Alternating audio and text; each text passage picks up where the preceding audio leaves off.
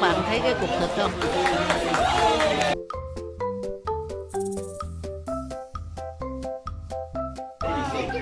Ồ, hiêu mắng gọc hả? Quá mắc.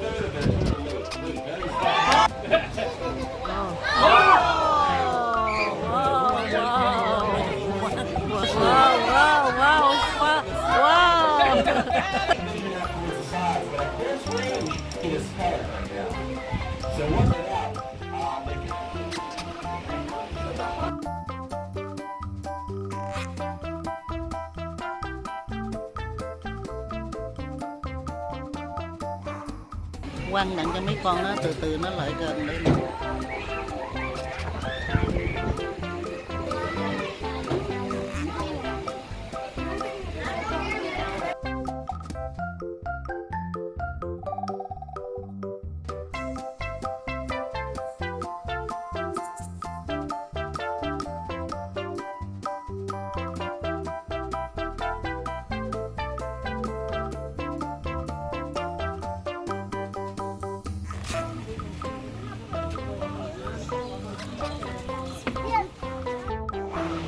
Bây giờ mình gần tới cái xô nó ăn đó các bạn. Bây giờ cái người mà dạy nó cho mấy đồ ăn xuống đặng cho cái con đó nó từ từ nó đi lên.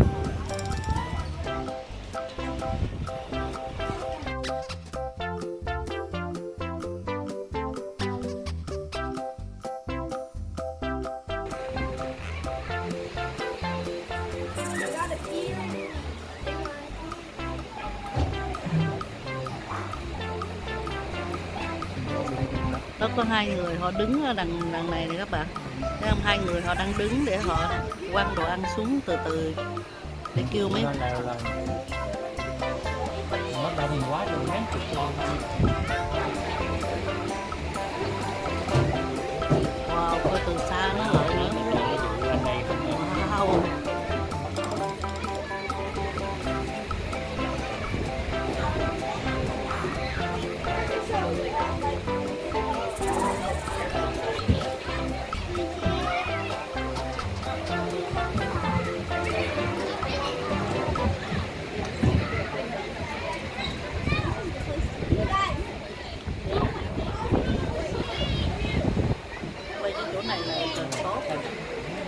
Mình có bây giờ mình đang block người ta không?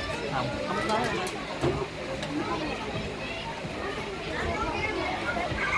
Nên nó come up and because you're gonna put slowly.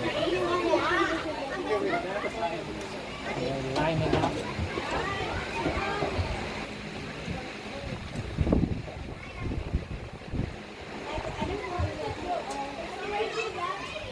Mình thấy mấy người đó họ quăng đồ ăn xuống đó các bạn. Có đã không? Cái này như mà Tới giờ chưa? Tới giờ mình phải lợi ngồi chỗ mình để mình đứng để mình block người ta hết. không biết. Nó nhiều quá hả? Wow. Mấy 20 con. Thôi kìa. All right, how you guys doing? Hey! Wow! Very good. Thanks for the enthusiasm, guys. Well, welcome out here to Wild, Florida. My name is Andrew. I'm one of the animal keepers here. We're also going to have Anthony up here helping us out today. Everybody say hi, Anthony. Hi, Anthony. And as he probably gets from the show title, what we're going to be doing here is feeding some alligators. So the way we're actually going to do this, we'll be feeding them a couple different ways. I don't know if you see the line out there. Anthony's reeling it in right now. But we're going to send some chicken out over the water on that line and see if we can get the alligators to jump out of the water for the chicken. We'll also be bringing some of these guys really close to the glass so you guys can take a close look at them and get some good photos. And lastly, depending on which ones actually show up, I may even interact with some of these guys. So with that said, are you guys ready to see some alligators eat? Yeah! All right. Anthony, send out that first piece of chicken. So in this pond here, we have 60 adult American alligators. They range anywhere from about 6 foot all the way up to 13 foot long. That's our biggest one. And first, I gotta tell you, most of these alligators are originally nuisance alligators, but they've been here for a few years, and over that time frame, they've developed. Các bạn thấy nó đang treo cái miếng thịt đó, miếng thịt này. Cái đó nó đang treo cái miếng thịt này. was, but he was thinking about it.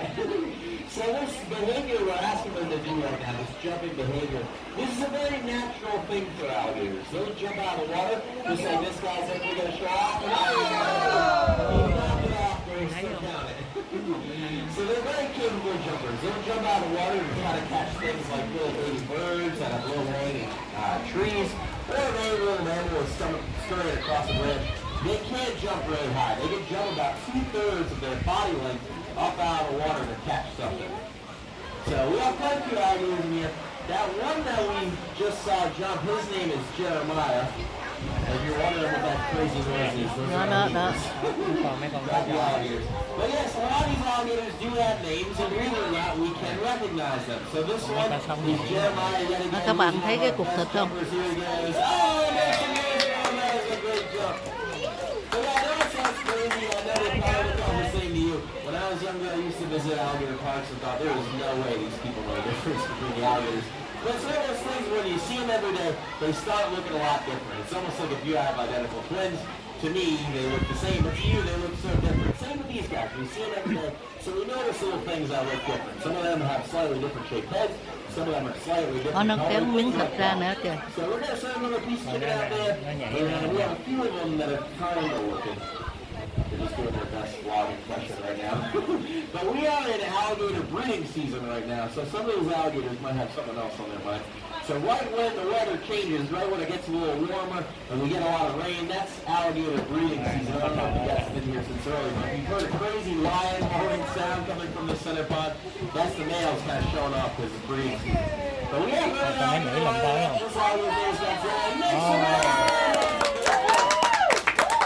Awesome job.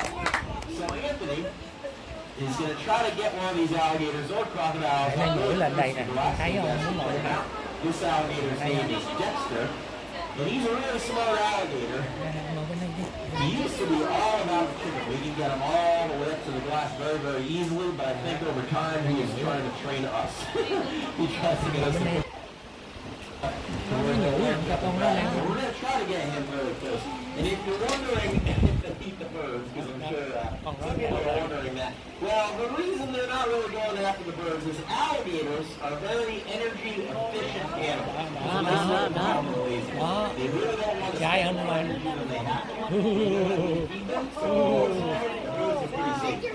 Ồ, hiêu mắng gọc hả?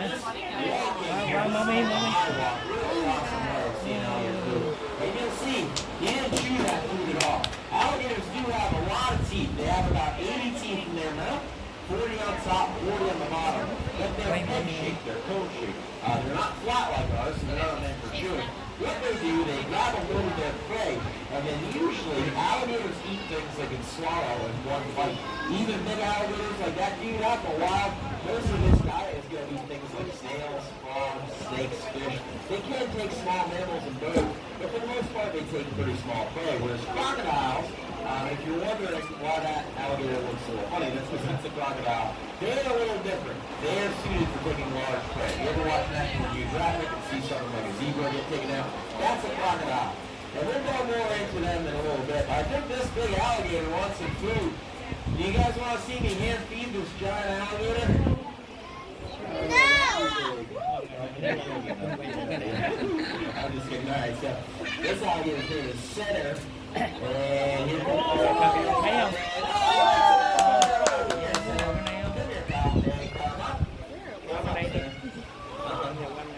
Center, come up here. Center, come up here. Come here. Come here, sir.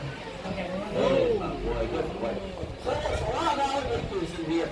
All very trained. I know that sounds crazy, but they're very intelligent animals in a lot of ways. They're not critically intelligent like things like dolphins or chimpanzees, but they've been around since the age of the dinosaurs. Alligators and crocodiles have remained unchanged for about 65 million years, and there's a reason for that. You don't do that for being stupid. They're very smart when it comes to getting their dinner. Out in the wild, they have to be able to tell when certain animals are going to come to the water's edge. They have to pick up on play patterns and be able to outfox their dinner. So they actually are very smart in certain ways, which does make them trainable, just not tameable. So we're going to send them a piece of cake. Yeah, one or two the differences. So that's a crocodile right on cue. I was about to say we're going to go into the differences between alligators. wow, wow, wow, wow, wow, wow. Come up here. Oh my god. Nó rượt thằng này cưng. Cái, cái con nó rượt cái người Người huấn luyện nó. wow. Dữ quá hả? Có con dao nữa. It's that guy right there. This is Clyde. How you can tell they're crocs from the rest of the alligators? The easiest way is the head shape. So if you look at the head shape of Cairo here, you'll notice he has a more slender V-shaped snout, whereas the alligators have a broad U-shaped snout. A couple other differences: alligators are usually a lot darker in coloration. They're kind of a black, charcoaly color, whereas the crocodiles, they're kind of a sandy brown color. One other difference: alligators, when they have their mouths shut, you can only see the top of their teeth. It looks like they have an overbite.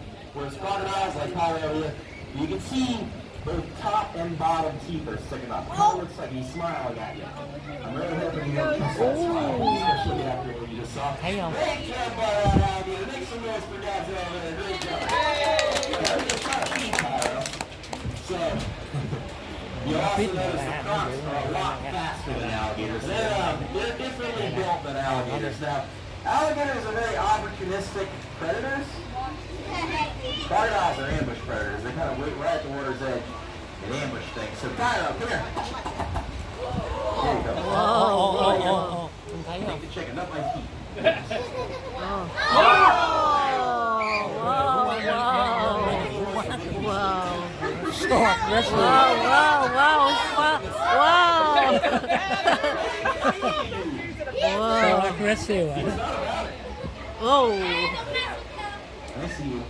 À. Wow, dữ quá hả? We're actually trying to train him to come up on command like that and show off just how fast he is. But he's very eager today. So he's just going to sit there. I'm not going to reward him too much for doing that because then he's going to do it every time. But really, really cool animal. So yeah, they move a lot faster than say alligators do. Come here. Will you guys tell me about this? No. Thank you for your honesty. Alright, it's like NASCAR, you're just here for the sky. Alright, come here, guys. Come here, guys. Có con chưa? So Clyde is a West African crocodile. He's a little bit bold. He's usually not quite as fast as Cairo. But he's a crocodile. So another piece of chicken out here. Come here, buddy. So crocodilians, alligators, and crocodiles, they do have a very small brain. You know, it's only about the size of a walnut. But the portion of the brain responsible for learning, the cerebral cortex, is very well developed. So they actually are very, very smart. Con qua bên kia. Xem lên nhảy, muốn nhảy ra đây. Được rồi. Come up here, good boy. Xích qua đây, xích qua nữa. Like this, call them over by name and kind of work around them. It's very mentally enriching for them. It really keeps them Nó nhảy lên đây. But it's also very good for husbandry purposes. So when you're working a large group of animals like this, it's really good to be able to call them over by name, like Senator. Đó. Xích qua đây chút. Senator. And come up. Good boy. So it's really good to be able to call them by name because that kind of eliminates the reason they ever have to catch them. So if I ever think something was wrong with all these alligators, crocodiles, I could call them over and work safely Nó sẽ nhảy ra, xích qua.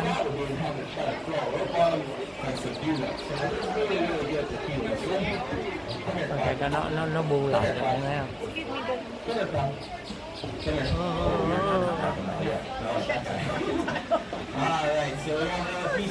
Ok, nó sẽ nhảy lên. Alligators and crocs actually have a blind spot right in front of them. Clyde can't even see this color right now.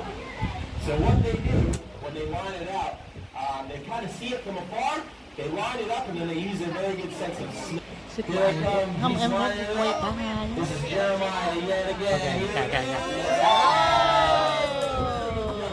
So you never see out the chickens that pick up on vibration. So anything that touches. Alright, and Anthony just informed me that this is our last piece of chicken.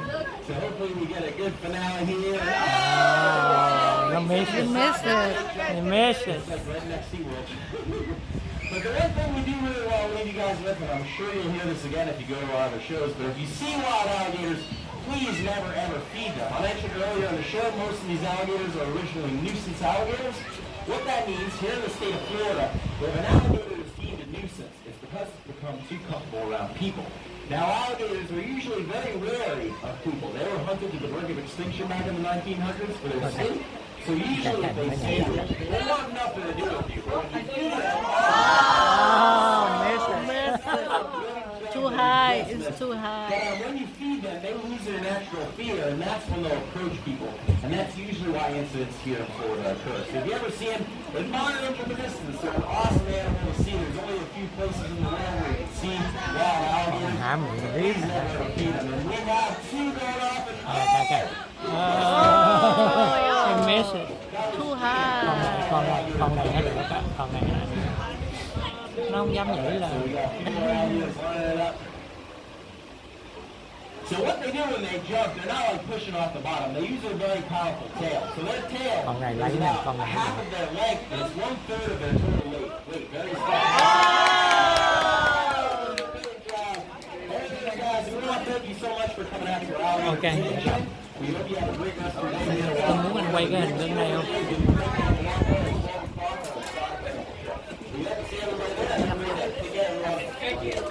Wow, con nè.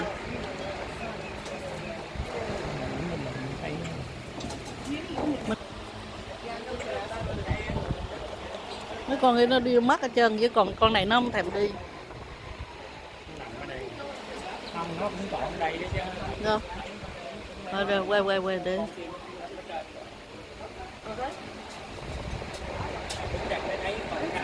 Dạ, dạ.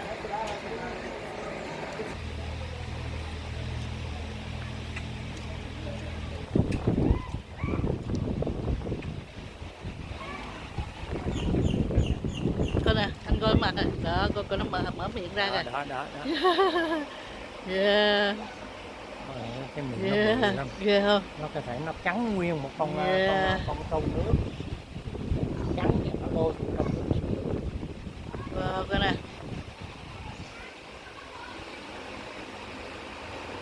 Còn cái con kia nó tuốt ở dưới kia nó không có thấy được, nhưng mà con này thấy rõ quá hả? Coi nè. Wow. Nó gì làm giống như giả vậy, tại nó nhúc nhích, nó không thấy nó nhúc nhích hả? Nhưng mà nó đừng dòm. Nó đang dòm, chắc nó đang dòm mình nữa. Nó thấy dinner, nó thấy đồ ăn đang đứng đó. Quay cái con kia này nha, đó cái con kia.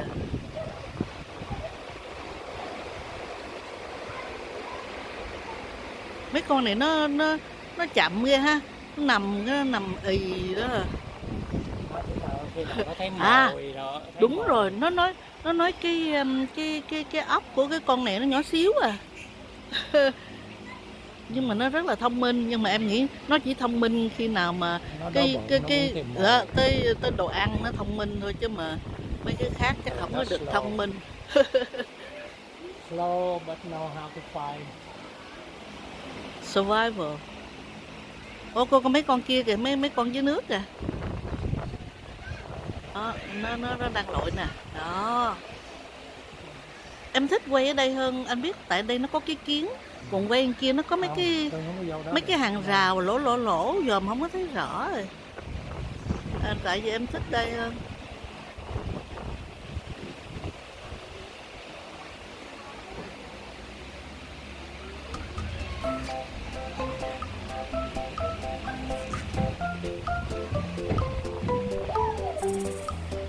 Con này vẫn còn đây. Chắc nó muốn đợi, nó hy vọng mấy người này sẽ cho nó ăn thêm hay sao. Nó cứ ngồi đây nó đợi riết à. Cái phần cái show để cho nó ăn nó xong rồi.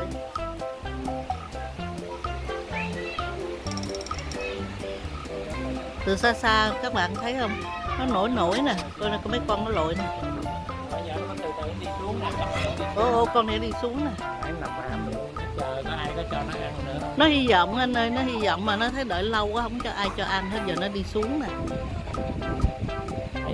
Đi cũng rất là chậm anh, coi đi rồi. Nó đâu có đi đâu. Nó không có đi nữa chứ.